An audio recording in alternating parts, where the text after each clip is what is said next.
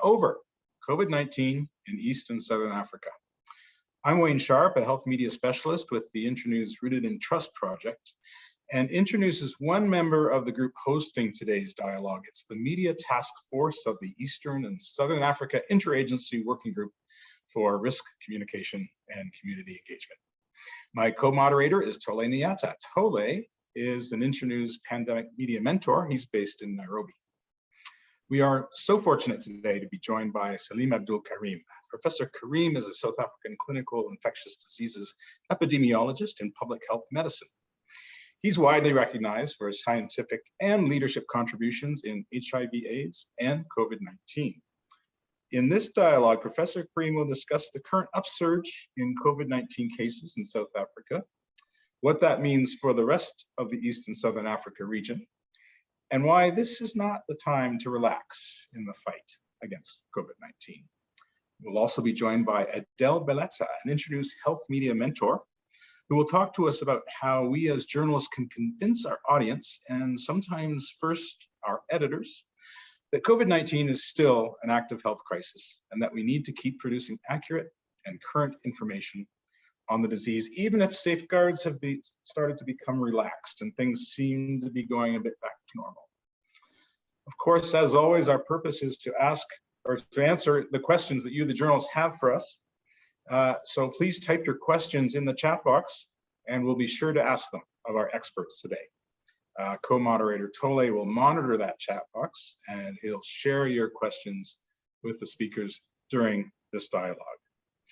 So without further ado, I'll introduce Professor Karim, who will present data and insights about the uptick in COVID cases in the region, particularly in South Africa. Professor Karim will make the case for why he is concerned when he hears the phrase living with the virus, which is sometimes extended to the idea that we can now get back to living our normal lives. He says we should instead look at what it means to be living smartly with the virus. Professor Karim, welcome to the dialogue. Thank you very much, Wayne. It's a great pleasure to be with all of you here today. What I would like to do in the next 30 minutes or so is to go through a range of issues. I'm just trying to get my slides here. I want to focus on COVID-19 in our region, but I'm going to talk about in the next 25 to 30 minutes, starting off with the global pandemic. Then why is COVID-19 more than just an acute infection? I'll talk about the vaccines and some of the individual and community benefit, then go on to what's next in COVID-19 and end off with lessons from for COVID-19. So let's plunge into it and let's look at the global pandemic. If we look at the situation that we are facing at a global level, then you can see how we went through the first three waves. And this third wave was due to Delta variant, and how they actually pale in relation to the Omicron wave. The Omicron wave really dwarfs every one of our other previous waves. And that's because Omicron spread so rapidly and so widely in such a short period that it led to this kind of very high peak that, that has spread to quite a wide percentage of the global population. So we are now at a global level in low transmission. We are in this period where we will see just small numbers of cases, roughly in the region of between 5 and 10 per million people. So that's what we can expect for a short while, but that's just literally the lull before the storm, before the next wave hits. So what do we know about the acute infections? And this is just documentation of the acute cases. Well, when we look at this condition and we look at it from the point of view of what what is this disease? We tend to think of it as a respiratory disease because that's what its name suggests. But actually, COVID-19 is really a disease that impacts the entire body, literally from head to toe, that we get all the way from strokes and headaches and confusion in the brain to all the way down to the circulation to the toes and these red blotches we see, these purplish blotches that we see, it used to be called COVID toes. So this is not just a respiratory disease. This is a disease that literally impacts almost every part of our body. And the reason for that is that the receptor that the virus uses to enter cells, known as the ACE2 receptor, that receptor is on cells that are throughout the body. For example, the cells that make up your blood vessels, they have the ACE2 receptor. The pancreas, the beta cells in the pancreas that produce insulin, those cells have the ACE2 receptor. So this virus can go and infect those beta cells in your pancreas and cause diabetes. So you can see how this is more than just simply a respiratory infection. And of course, it's led to a large number of deaths. We saw how we have, in terms of reported COVID-19 deaths, just over 6 million. But it's estimated when you look at the excess deaths that we are probably closer to around 20 million deaths. 20 million deaths is quite a large number of deaths. When you take that, it's estimated that in the 40 years that we've known the HIV pandemic, that there's probably been in the region of around 45 million deaths. That COVID, in a matter of 2 years, achieved almost half that number. Gives you some idea of the scale of deaths of COVID-19 in relation to one of the most fearful of our global pandemics, HIV. So when I talk about COVID-19 being more than acute infection, what am I talking about? Well, we now have growing evidence. And the reason it has taken us long to get this evidence is that these are long-term sequelae. So they only occur a year, 2 years after the initial infection. So these are only becoming apparent in more recent research. So in this study, looking at the condition we refer to as long COVID, that in a cohort of 56 different countries, it showed us what the spectrum of illness is in long COVID. And the principal features, patients tell me from my own clinic, is they talk about this brain fog. They can't concentrate. They feel tired all the time. In fact, just yesterday, I was talking to one of my surgical colleagues, and he was telling me how previously, he routinely would work and finish his theater slate at 7 o'clock in the evening. Now, by 4 o'clock in the afternoon, since he's had COVID, he's tired. He can't, take on long slates anymore. So it affects each of us, and it impacts our functional ability as well. So long COVID is one of those challenges we're going to see. And it's estimated that between 10 and 20% of people who get infected develop long COVID. And long COVID is not restricted to people who have clinical COVID. Even people who had asymptomatic COVID have an equal chance of getting long COVID. So long COVID, when you think that billions of people have been infected naturally with this virus, the burden of long COVID is still to be felt. We talk about it as a tsunami that's yet to come, and it'll occupy our healthcare services over the next several years as we begin to unravel its full implications. But it's not just long COVID. There's a whole range of very concerning papers and studies that have come out in the last few months. In this study, and published in Nature Medicine, it looks at the long-term consequences on cardiovascular disease. So 1 year after patients have had COVID, there's a 50% increase in the risk of heart disease. And that risk of heart disease ranges from stroke, heart attacks to myocarditis. And this increased risk occurs regardless of what kind of COVID you had, whether it was asymptomatic or mild or severe, doesn't matter. You get this increased risk of heart disease regardless of what kind of COVID you had, and regardless of whether you have risk factors. So we think about heart disease occurring in people, who are elderly or who are overweight or who are smoking or have high cholesterol. Well, you don't need to have any of those risk factors to get this increased risk of heart disease. So that now is quite deeply concerning, because again, it means billions of people who become infected, whether it was asymptomatically or mildly symptomatically, or even if they had severe disease, they now are running a risk, an increased risk of heart disease. But it's not just heart disease. In this study, they showed that in patients who had COVID-19, that a year later, they have an increased risk of developing diabetes.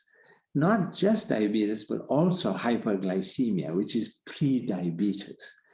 So again, you can see the challenge that we are dealing with, in the sense of hospitalization was associated with a higher risk of diabetes, but across the board, whether you are hospitalized or not, there's an increased risk of diabetes.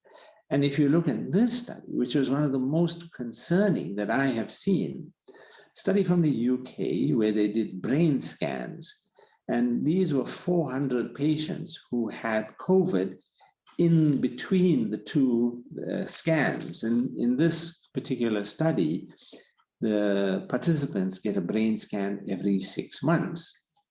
So they compared those brain scans to 384 people who did not develop COVID.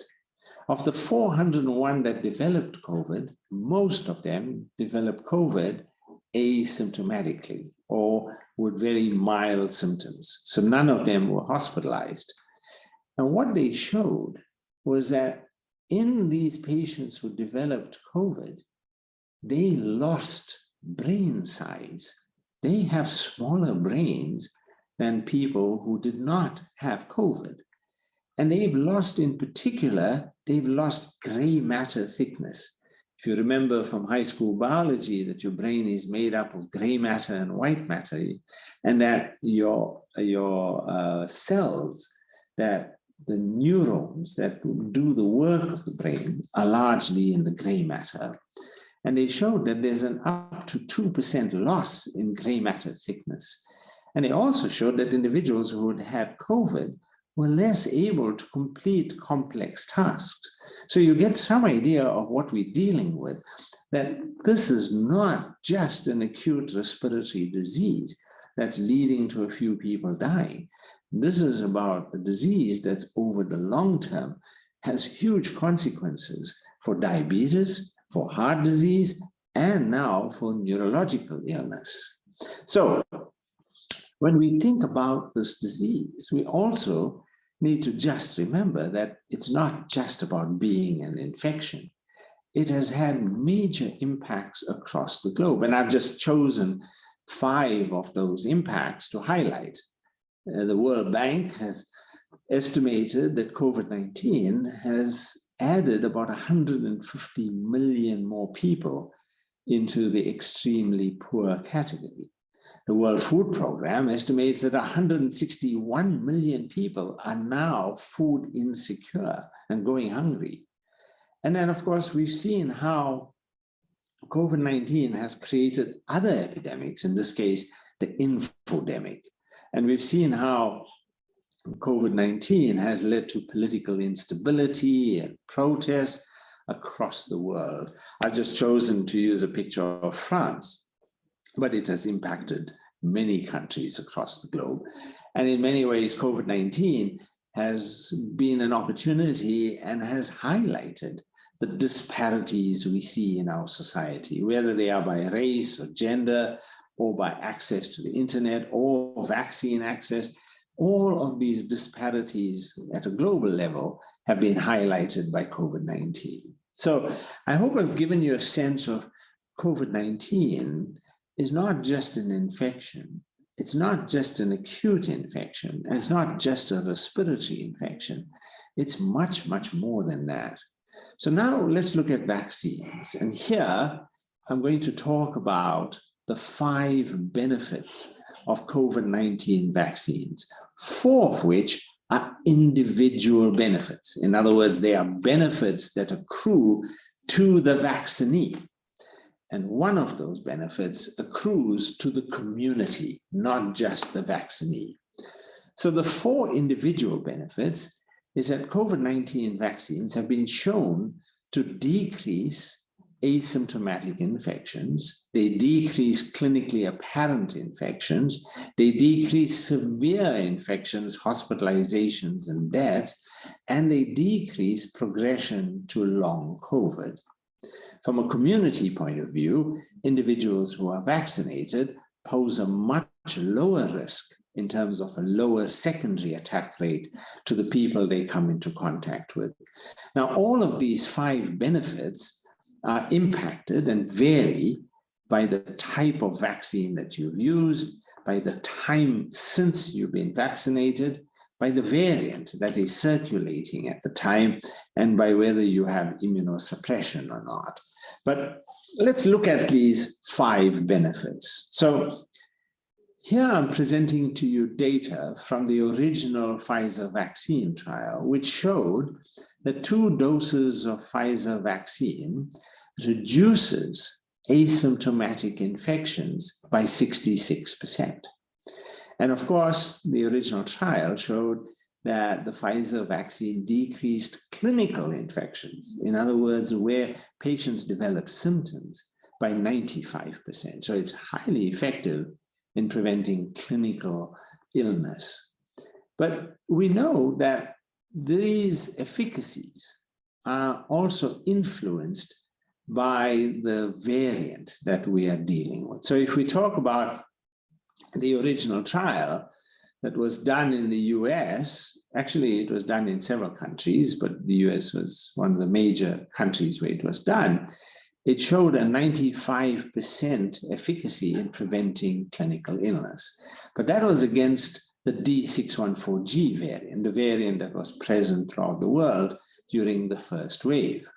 But if we look at the beta variant, the efficacy of the vaccine drops almost 20 percentage points down to 75% efficacy. Against Delta variant, it does a bit better at 88% efficacy, and against Omicron, does much worse. We see it now is down to 67% efficacy in the first month after vaccination.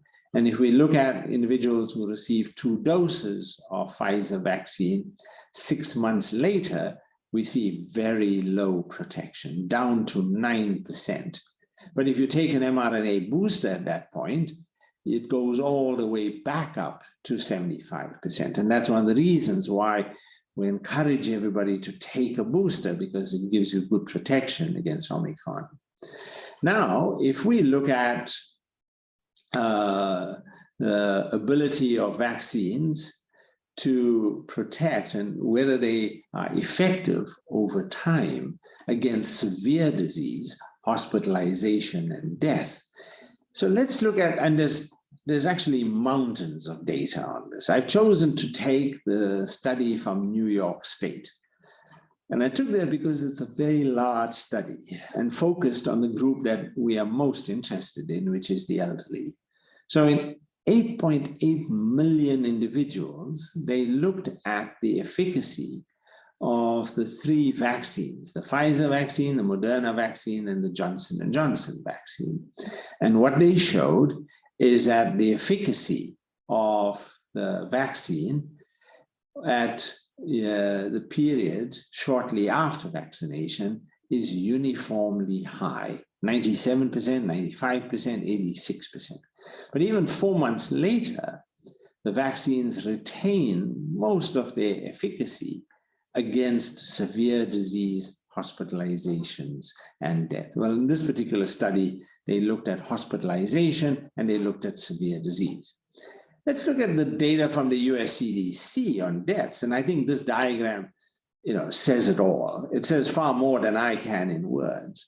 Because if you look at individuals who have received their 2 doses and a booster, the risk of death is at 0.1 per 100,000.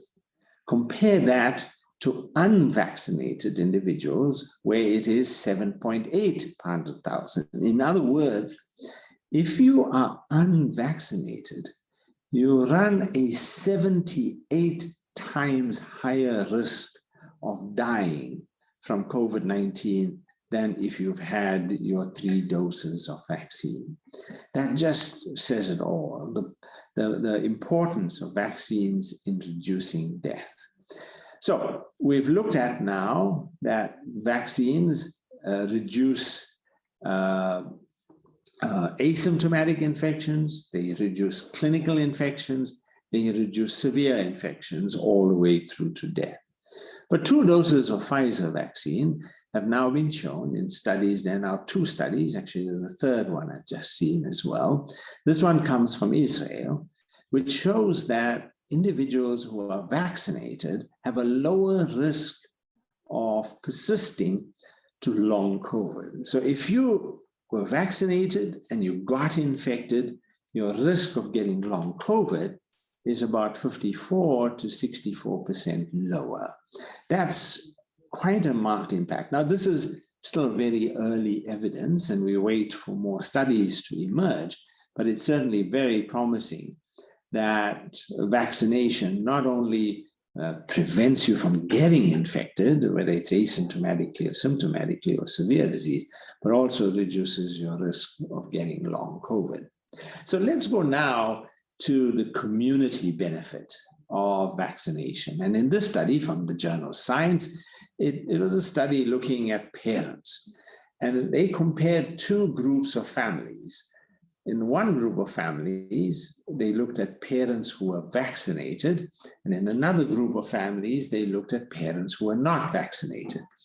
And they looked at in each of these 2 groups at parents who got infected. So you got parents who were vaccinated, had breakthrough infection, and what they showed is that those parents have a 72% lower risk of infecting their children. So that means even though they come into close contact with unvaccinated children, they have a very low risk of infecting their children. And then this study in the New England Journal of Medicine is a fascinating study because it looked at 146,000 contacts of people who were either infected or not. And what they showed was that individuals who had 2 doses of the Pfizer vaccine, they had a 68% lower risk of infecting the people they came into contact with. And what did they show? They showed a lower risk of infecting household members. They had a lower risk of infecting visitors who came to visit them at home. They had a lower risk of infecting people at events, like going to the pub. And they had a lower risk of infecting people in their workplace. So that's quite a benefit, that if you are vaccinated and you still get infected, you have a much lower risk of infecting people you work with or you stay with or who you interact with. And that benefit was shown because of 2 things, that there was a lower viral load and a lower level of infectiousness. So let's go on to what's next in COVID-19. So in August of last year, I was asked by a journalist in Bloomberg, what's going to happen next? And I said something that I regretted later. I said to her, well, based on a very simple mathematical analysis, we can expect that the fourth wave will occur in South Africa on the 2nd of December, and it will last for about 75 days. And so it got published in Bloomberg. And when I was asked by Justice Moseneke to give some estimates of when the next wave will occur, I used the same analysis. And I basically said, don't have elections in December because we're going to be in the fourth wave. And what happened, of course, was that the fourth wave, due to Omicron, was declared on the 2nd of December. We crossed the boundary for the fourth wave literally on the 2nd of December. So I got a deluge of social media attacking me, blaming me. I'm spreading the virus. That's how I know when it's going to occur. So there was actually a fact check that was done, that was published in Newsweek and many other places about whether did I actually say that it was going to occur on the 2nd of December, and did it actually occur on the 2nd of December? Well, there was nothing voodoo about it. It's just simple mathematics that gets you, it's high school arithmetic, actually, that gets you to a very simple calculation about when the next wave is going to occur because of the consistency of the interwave period. And so I was asked in February of this year, when is the fifth wave going to occur? And I produced this diagram, which was actually, I produced an earlier version of it that had dotted lines throughout, that I said we can expect it to occur on the 8th of May. Very simple, just add 94 days since the end of the previous wave. And of course, when you look at the criteria, we crossed the line for the fifth wave on the 7th of May. So it just gives you some idea of, actually, it's pretty rhythmical. We can predict more or less when it's going to occur just simply by using high school arithmetic. You don't need to be a mathematical modeler or anything to predict when the next waves are going to occur. I've done it twice now. And if we look at our own fifth wave, we have seen that we are now past the peak of our fifth wave. We are now on the downward slope of our fifth wave. And you can see how admissions have risen in the course of the fifth wave, but not anywhere near what we've seen in our previous waves. That in our previous waves, what we have seen is that in the first three waves, which were due to D614G, beta variant, and delta variant, we have seen how each new variant was worse than the previous variants. They led to more cases, more hospitalizations, and more deaths. But Omicron changed that. In Omicron, what we have seen is a virus that is much less severe. It's a combination of the virus inherently is less severe, but it's also that we have now more vaccine and natural immunity. So what we are seeing in this fifth wave is something unusual in that it's not a completely new variant. And what we are seeing is a variant that now is much less severe, and this is excess deaths, but also our reported COVID-19 deaths and our in-hospital deaths. And you can see that all three of them have remained quite low. Even though excess deaths are going up slightly, you can see that it's actually a very small increase in deaths. And what's leading to this fifth wave? Well, it's no longer a completely new variant. What we have is a subvariant. So this is a subvariant of Omicron, referred to as BA4 and BA5. Now, BA4 and BA5 have exactly the same spike protein. They just differ in 3 mutations outside the spike. And what we are seeing is that these particular new subvariants, BA4 and BA5, they actually have more differences with the original ancestral strain than any one of the previous variants. So when you look at alpha, beta, gamma, delta, They just have a few mutations in the way they differ with the original. But Omicron had so many differences, over 50. And so even when you change a few of the Omicron mutations, you still get a highly mutated virus that's very different from the original. So they are behaving almost as if they are completely new variants, even though they aren't. And so we can expect that the next variant will be called pi. What can we expect? Well, there's several studies now that give us some clues. We can expect the next variant will be more transmissible because that's what defines a new variant. We can expect that there will be more immune escape, that the next variants will be able to escape natural immunity and vaccine immunity. If they can't, they won't become pi. But we don't know how severe they will be. That's difficult to predict based on the current mutations. So one question I'm asked, and I thought I would just deal with it, is monkeypox the next pandemic? Well, I mean, anything is possible, but it's not very likely because monkeypox is a completely different virus. To start with, it's a DNA virus, not an RNA virus, a much different virus. It's a virus that's much more like smallpox than it is anything like a coronavirus. It's much less transmissible. I mean, it's thought that perhaps this current version that's doing the rounds may be able to spread a little bit more easily, but even then, much less transmissible. You need to have close personal contact with somebody over a prolonged period to get monkeypox. It also mutates very slowly. So it's not like what we're seeing with new variants in the coronavirus. It's also a disease that's actually very mild in adults, but it's more severe in children. It's thought in children to have a case fatality rate that's perhaps even as high as 1%. But in adults, it's a very mild illness, a bit of cough, fever, you get this rash.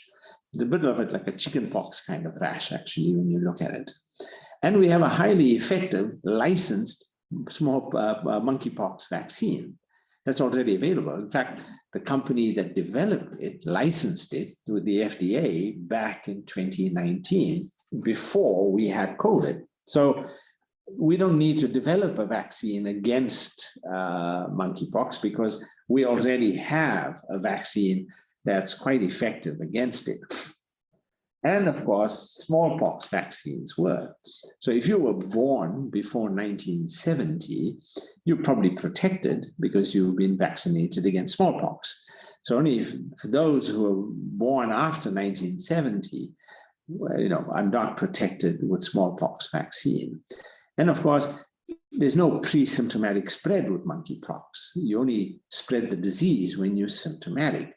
So when somebody's symptomatic, if you isolate them, you can contain the epidemic. And that's how all the previous outbreaks were contained. It's quite easy to contain this disease. So it's very unlikely that we're going to see it as a pandemic.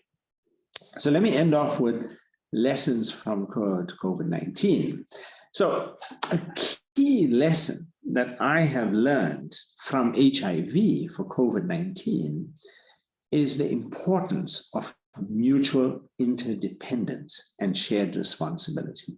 If you'll allow me, I'd like to quote from the book, the report for How AIDS Changed Everything, a UNAIDS publication.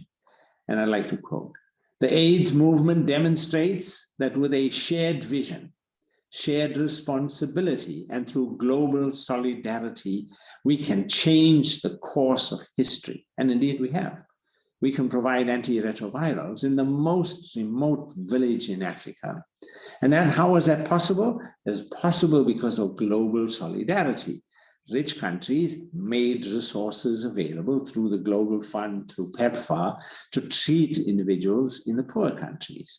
But there's been a shared responsibility as well, that countries that we see where people care for each other, they do better, whether it's in HIV or in COVID-19.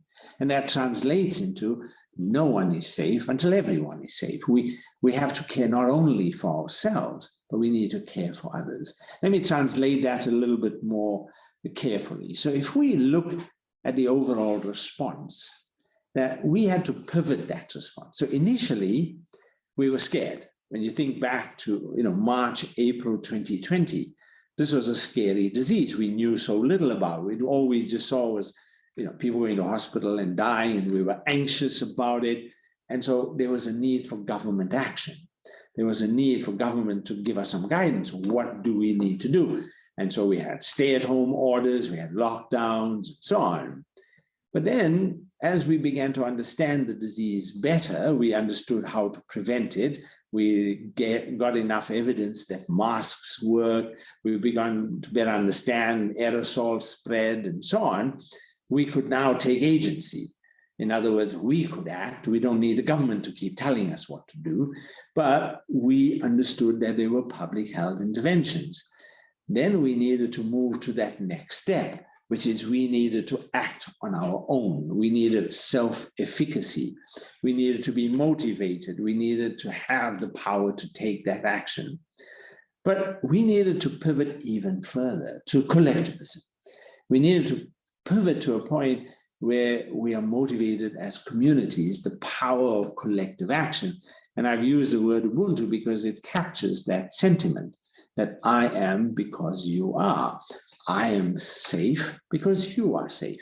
So caring for our fellow humans is a critical part of the way in which we need to pivot in this response. And that's what I call about living smartly with the virus. That there are essentially 5 things that you can do. The first is be fully vaccinated. Why? Because when you are vaccinated, you reduce the risk that you will spread it to others. We showed how in families, you reduce that risk by 72%, and in just casual contacts at work and at home by 68%. So we can see that being vaccinated is not just good for you, the vaccinee, it's good for the community. We need to know what the community level of transmission is. We need to know when we're in a wave, when are cases rising, when they're not, so that we can adjust our risk appetite. So if I get invited to go to a wedding when we are in low transmission, I'd be much more willing to do so than when cases are rising. If we are going into a wave, I'm not going anywhere near a function. I'm not going anywhere near a gathering, because then the risk is too high. Know what the potential risky situations are that you will be entering. Know when you're going into indoor environments, like going into a pub or going into a restaurant. Those are risky environments because individuals are not wearing masks, and know how to mitigate that risk. Avoid distant travel to places where you are not confident about the healthcare services available in the event of illness. So we always worry about that. If you're going to get sick, you want to get sick in a place where you know you'll get good care. And finally, do what you can to protect others, not just yourself. And wearing a mask is a good example. Wearing a mask protects other people more than it protects you. So let me end off with quoting Pope Francis in this editorial he published in the New York Times. The pandemic has exposed the paradox that while we are more connected, we are also more divided. The pandemic has reminded us that no one is saved alone. What ties us to one another is what we commonly call solidarity. Solidarity is more than acts of generosity, as important as they are.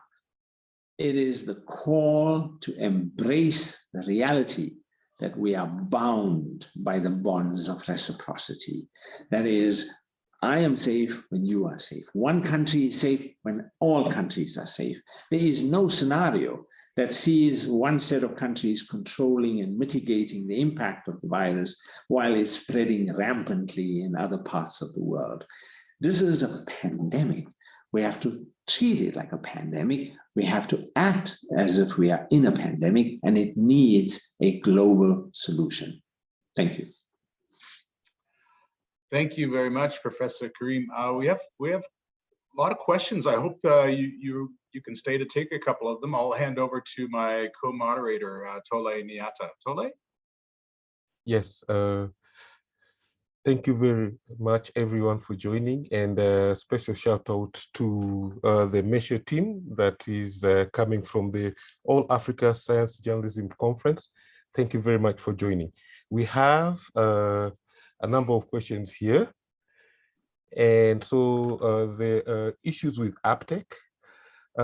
With regards to uptick, we have a question from Mike Mwaniki in Kenya, who says Kenya is currently grappling with a low COVID vaccine uptake after lifting the restrictions.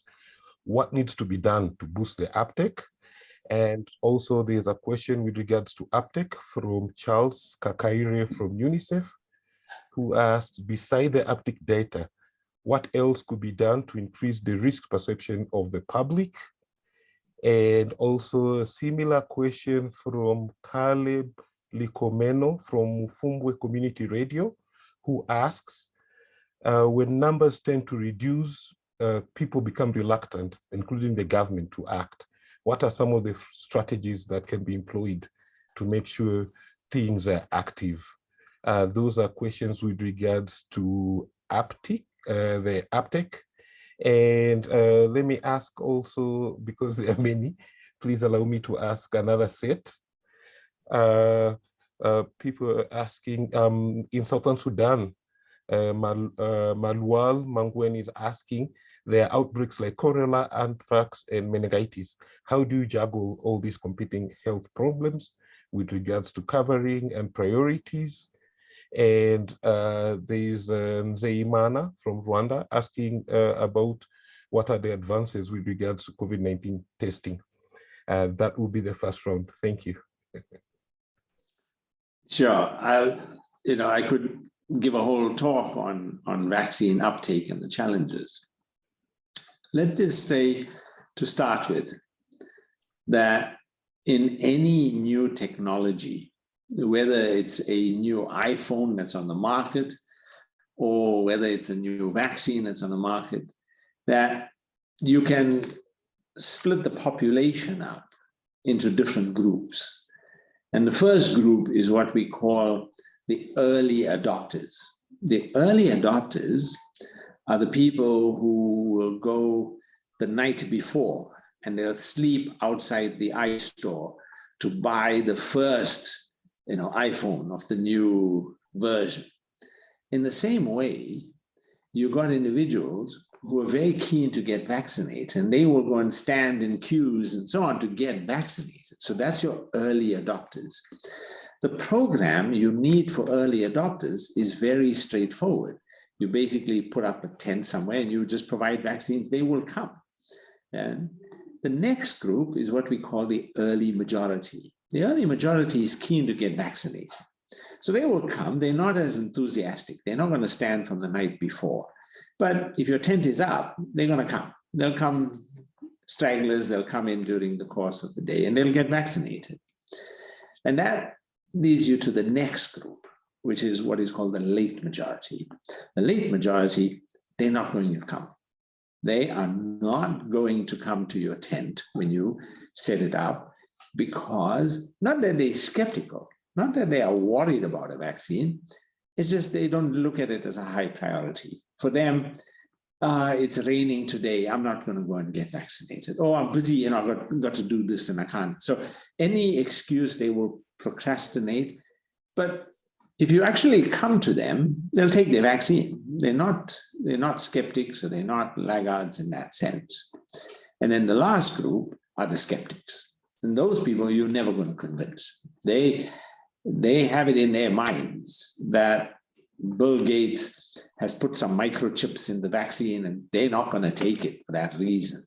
And they have their own ideas about it.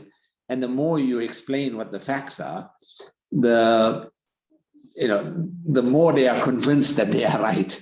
That's the nature of conspiracy theories. The more you provide evidence that the conspiracy theory is wrong, the more they are convinced that there's a conspiracy to convince them using inaccurate information that their conspiracy theory is wrong. So you'll just never convince them. In most of the countries, in South Africa, that's estimated to be about 12 to 13% of the population.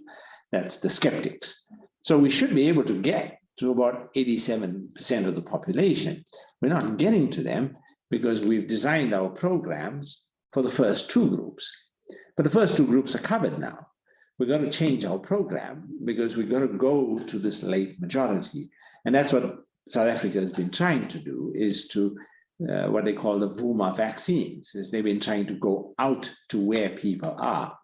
And that's what we're going to need to do. We're going to need to go to factories, we're going to need to go to a whole lot of places where people get, and we've got to get them vaccinated. So that's how you got to deal with this. It must be pointed out that generally, when you have a situation where people have good confidence in healthcare systems, in the clinic systems, in the hospital systems, in the medical care fraternity, they will generally go more readily for vaccines or for any treatment than individuals who are not as, not as trusting.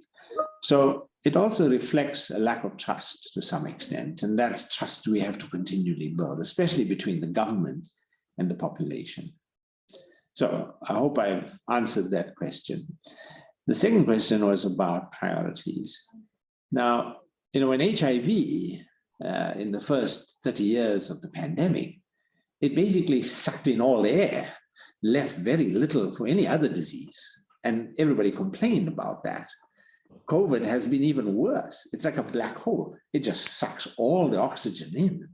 And it basically dominates the news cycle until Ukraine.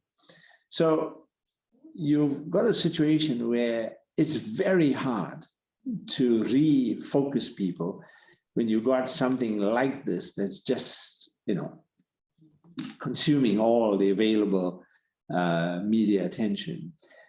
In many ways, what we have to do is that we have to remember that people die of many conditions, and our health service planning and its programs have to really ensure that we don't forget that. And in South Africa, we've tried to do that. We learned from the mistakes of the early lockdowns where we compromised, for example, TB testing, and so on. And we've put in place now systems to make sure that, now when there's a wave, we don't stop elective surgery. We just carry on. We've learned how to mitigate that risk. So with time, we are obviating those and continuing to ensure we provide care for other conditions as well.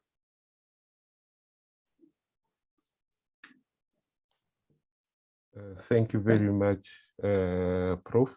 We still have a question here coming from Ethiopia. This is a colleague from Farm Radio International who's saying they are running COVID-19 radio programs in Ethiopia.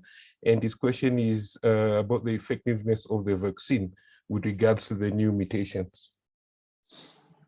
Right. So as you look at each new variant, the vaccines are less effective against each new variant. And against Omicron in particular, the vaccines are less effective as far as clinical illness is concerned. Or let's call it, to make it easier, we'll call it mild infections. So mild infections that lead to a bit of fever, a bit of cough, a bit of snotty nose, a bit of coughing and so on, that those infections are now occurring to a greater extent due to the new variants, especially BA1, BA2, BA4, BA5, Omicron.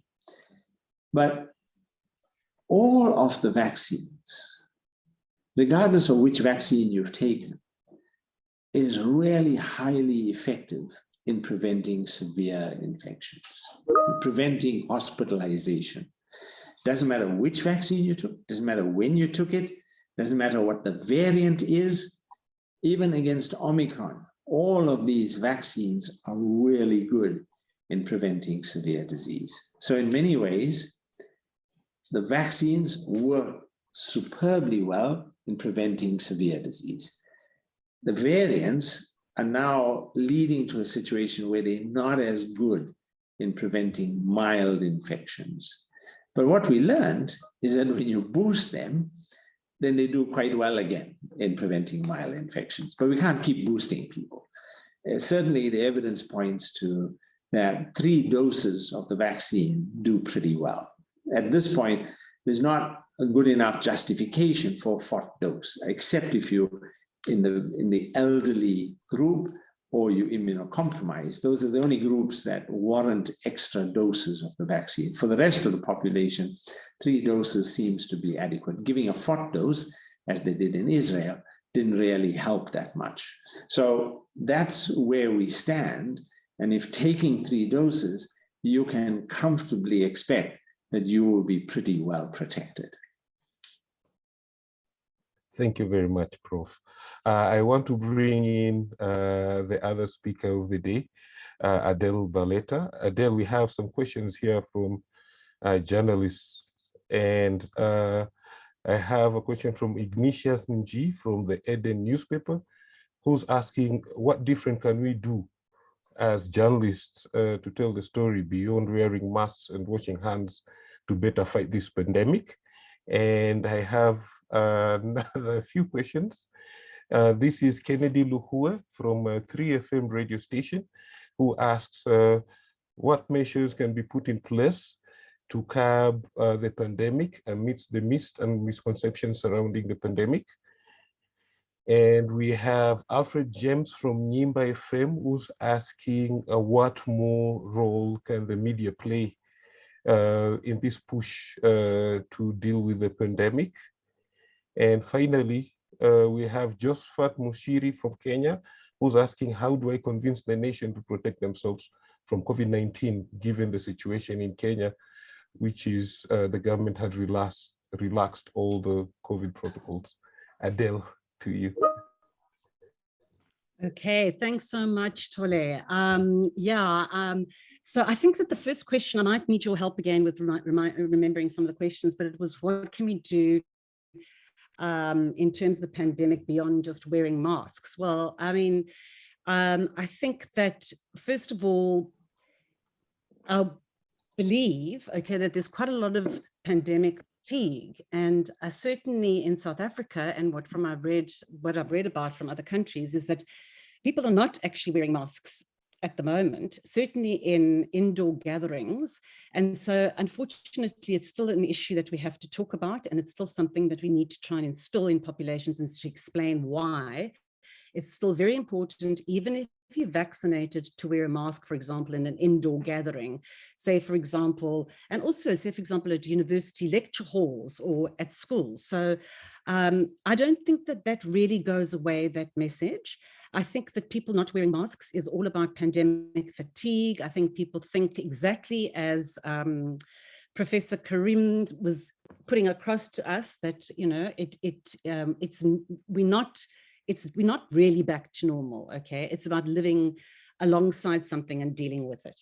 So, and of course, for me, what's very important is vaccination. I still feel that we need to get to the point where more people are vaccinated. I think that we need to hold our governments to account about access to vaccines. Certainly with COVAX, for example, they are now saying that they have enough vaccines. What are our countries doing about getting access to those vaccines, ordering those vaccines, make sure that they have a logistic chain where they are getting to the people in remote areas, etc. That's an ongoing story that just doesn't change, okay? If we're going to get to a time and a place where, you know, coronavirus becomes, SARS-CoV-2 becomes endemic. So I think that for me are that's the main issues. I've got a lot of ideas, and I think that we may need to have another session on this, because I think that embedded in Professor Karim's presentation is just a wealth, a treasure trove of angles to stories to follow. So there's a huge amount of things that we can be covering besides the wearing of masks. I'm sorry, I just need to hear about the misconception part of the question. It was the second question, forgive me. Tole? Yes, so the question was, how should journalists cover this pandemic, given the infodemic that we have, the myths and misconceptions surrounding the pandemic? So I think that, you know, I've been thinking about this today, and I was thinking about if there was another crisis, health crisis, another pandemic, another pathogen comes along and it becomes a global crisis, what would we do differently? And I think that what comes into play here is the whole issue of pandemic preparedness, which is a hot topic at the moment, and there's a lot of that going on. I just wanted to mention that, for example, today there is a webinar, I think, that's been given, and it's all about President Joe Biden's his decision to actually put major funding towards pandemic preparedness. So I think that what we need to do is that while as journalists, we actually look for scientific facts, okay, we try and understand the science, we get the scientific fact from the scientists, and then we try and relay that to our communities. There's another area that's so vitally important, and that's about interviewing behavioral scientists. Okay, we need to know what's going on in people's minds. Why are they rejecting vaccines? We need to know what they're thinking. Why is it that, say, for example, misconceptions are out there, and they're being put out there by people that are actually pulling the heartstrings of people in the communities? They are reaching communities, okay, and they do it they make it emotionally appealing. So I think somewhere what we've got to do is we've got to actually speak to social scientists to understand the behavior of people and why they are not taking up vaccines. So I think instead of like focusing on the misconception itself, I think we should go behind the scene and find out why is this happening. And I think that Dr. Karim alluded to that in his talk. Just moving on to the next question is what role can the media play to deal with a pandemic? Well, number one, we've got to keep on doing our jobs, okay? And that means that we've got to keep on following the story. There are very many angles to this, and maybe we can have a topic to discuss that, because there's quite a bit that we can talk about that are new angles, new stories. I think we need to be following our communities. For an example, we've heard about long COVID. How many of us have written about long COVID? Do you know of any member in your community that has long COVID? What about the economic impacts? Here's a story, for example, about a granny who goes off to the hospital because she has COVID. She's there for 5 weeks. She's taken there by her neighbors. But what she's most concerned about is not herself, right? It's about how she is going to care for that 15-year-old grandson who's now at home alone. She doesn't work, okay? So it's those stories about how the pandemic has affected people on the ground economically. Those stories still need to be coming through, because things need to change at government level in terms of how those people are being supported. Same thing with long COVID. Do we have funding for long COVID? You know, so all of these things become very important. And as I said, there are a lot more story ideas that I have. I do hope that you've picked up story ideas from Dr. Karim. I see that in the chat group, there are still stories about questions about vaccines, you know, questions about when are we going to get second generation vaccines? Will this virus eventually become endemic? All of these things are stories that we still need to do. And there are not enough stories about I believe, the economic impact of the pandemic. And then finally, there was another question, something about governments. Sorry, can you repeat that to me? I think it was the last question. Yeah, how can you encourage people to continue taking the pandemic seriously, like in the situation of Kenya? Yeah, how can you encourage people, and you're seeing the government lifting restrictions and stuff like that? It's such an important question, and I do think it deserves more attention. It's quite a hard thing to do, because I think, and I can admit to you myself, that I get tired of the pandemic. I'm a writer. I'm still writing about it. It reminds me of the days of HIV and AIDS. I'll never forget when I came to my editor and I said, here is another HIV and AIDS story for you. I think it's very important. You know, the eyes would just roll and glaze over, and it would be like, oh my gosh, not another HIV story. It's also negative. And of course, that's the danger of the pandemic story. So even I myself, you know, have said things like, oh, you know, I'm so over this pandemic. So, you know, if we're saying that as people that are highlighting the issues, okay, and I'm sure many of you have felt that too. It's another scientific fact you've got to get to know. It's more scientific papers that you've got to learn, and you've got to understand the science and all of that. But actually, there is, as Professor Karim says, COVID is not just about an acute infection. It is so much more than that. And so I think what we need to be doing is picking up those stories that are so much more than just the acute infection. So pandemic preparedness, okay? So things like long COVID. Do you know anybody in your community that's suffering from long COVID? What happens to those people? Is the government doing anything about treating them? Because you're talking about long-term treatment here. Again, what about funding? What about interviewing on the issues of the uptake of vaccines?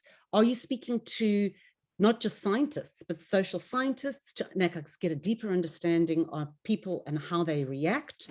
There's also the issue around zoonosis. I mean, suddenly monkeypox is here. So what does that mean? Do we just drop everything about the COVID-19 pandemic and rush for the new panic story? Which is something that journalists often can be accused of, right? Because that is also what we do. We follow the hottest news. The point is that COVID-19 is still very hot news for a number of reasons. It's really not gone, okay? And I think that what we have to do, we have to instill that into our communities by doing those broader stories, all right? So I think that it's not just about the science, it's about, again, you know, it's about issues of poverty, it's about issues of improving the health system. How good is the health system? Do you remember those days, even in America, a highly developed country, where they ran out of oxygen? Okay, now it's not surprising that Biden wants to give money to emergency response and to pandemic preparedness so that that situation doesn't arise again. But it's even broader than that. It's about having a strong health system so it doesn't just collapse at the first sign of something that looks like it's going to be a crisis. So that's obviously the greatest scenario that we can have, is a really strong health system, where we have enough health care workers. So it's that door that we as journalists need to beat on the door of our governments. We need to hold them accountable. We need to ask them about the health budget. We need to remind them about what happened during COVID-19. So that's how I believe there's some ideas of how we can keep the story alive. Thank you very much, Adele. Thank you very much, Adele. Wayne, we still have a couple of questions, but back to you. Well, if you want to ask another question, Tole, that's fine with me. I mean, we are over time, but we still have quite a few people on the call. So do you want to continue with another question? Yes, there's a question from Gibson Banda from Malawi, who's asking, there's this rumor which has been spreading widely concerning the vaccine. It is said it's designed for gene manipulation, and the vaccine is going to be used for surveillance reasons. What do you say about this? Maybe he's wanting this to be debunked. So here's what I have to say about this. The other thing I think that people need to understand is that we need to connect the dots around the whole issue about vaccination. These are stories that come up all the time, okay, around vaccination. It came up with polio. It comes up, watch with monkeypox, the same story is going to come up. It has been with us ever since the first vaccine was discovered. So that's the first thing that we need to understand, all right? So that's, as you can see, the more that we are able to deal with these issues as far as we can, the better it will be for the future. But it's not easy. It's complicated because people, there are some people that, just as Dr. Karim was talking about, that will actually completely and utterly shun vaccines. It doesn't matter what you say to them. It doesn't matter how you approach them. They just are not interested because they link it to other issues. Sometimes it's linked to religion, sometimes it's linked to body integrity, all of those sorts of things. And to some extent, okay, what I believe is more important. I think that it's important to debunk these things with scientific fact, but that's not going to necessarily change that group. And that's not the group of people that we need to be aiming at. We need to be aiming at the people who are not sure, okay? Those people who don't think it's a high priority. They'd rather go to the movies, stand in the queue for the movies and stand in the queue for a vaccine, all right?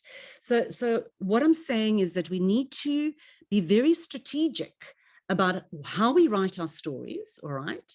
And the way we write them. So if we are going to debunk a story, for example, if you're going to debunk that in particular, then I would debunk it by actually having a behavioral scientist or a scientist debunking that myth, okay?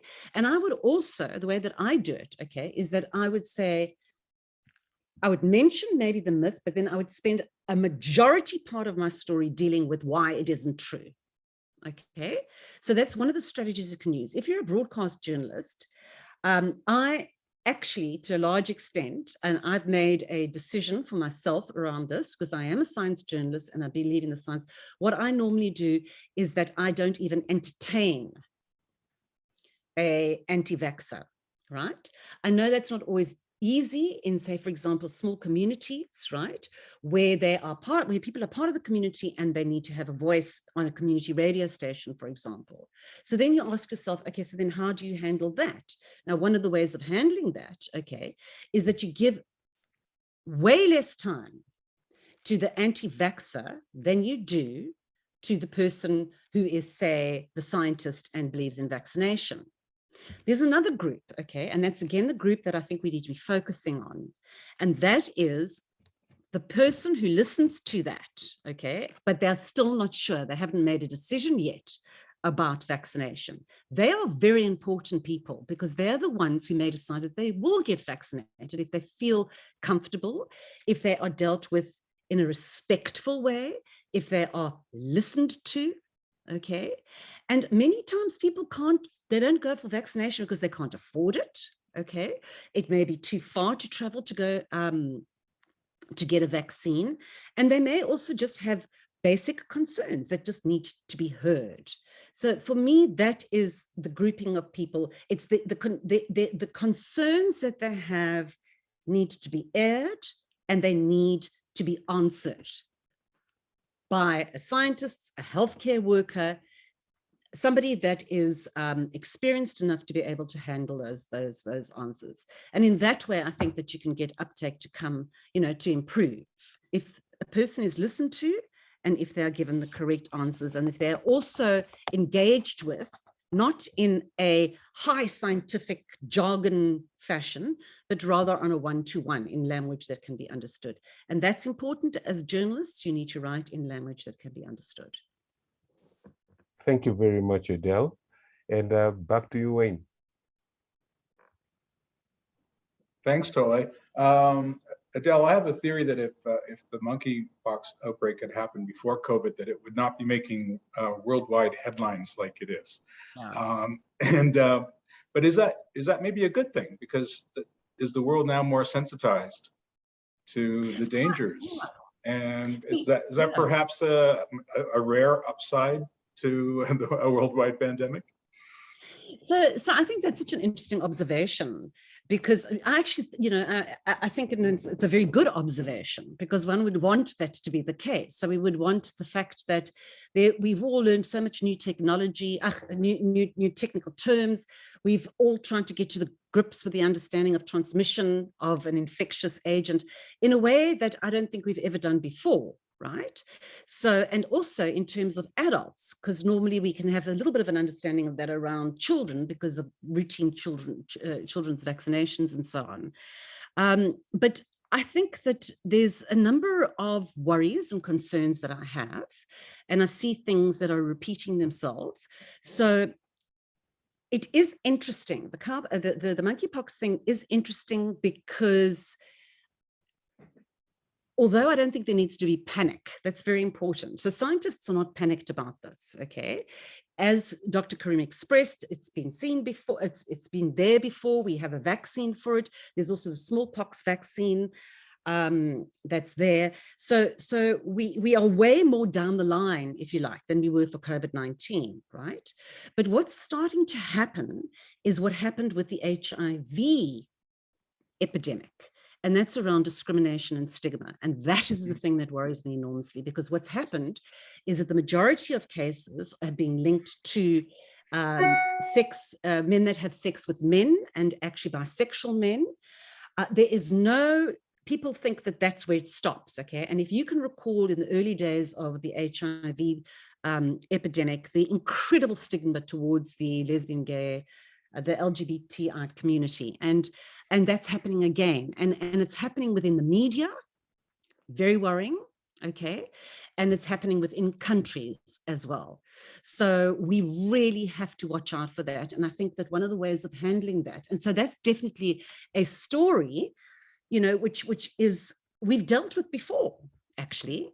But that stuff is rearing its head again, and that is a story that I would so encourage our journalists to write about, especially in countries where there is discrimination and stigma in terms of these communities. This could be devastating, and why it's devastating is because it interferes with the pandemic response. That's the problem. As you remember with HIV, it drove everything underground for a long while. So that is where I see a problem. Mm-hmm. Thanks so much. Yeah, we are out of time, so I'm going to have to. I think we'll have to do another session with Adele to go over more of these ideas for journalists on how to keep the COVID story covered, because it has not gone away. But for now, I'd like to thank Professor Karim and Adele Baleta for joining us today. I just want to before we go, I just want to let you know that we will have a recording of this talk, and we will send it to everybody who signed up for the call. And our next media dialogue actually is on June 8th, and the subject will be the impact of COVID-19 on the elderly in the East and Southern Africa region. So I hope you'll be able to join us for that. And until next time, for myself, for Tola Nyata, and the entire RCCE Media Working Group, I'm Wayne Sharp saying thanks for joining us, and stay safe.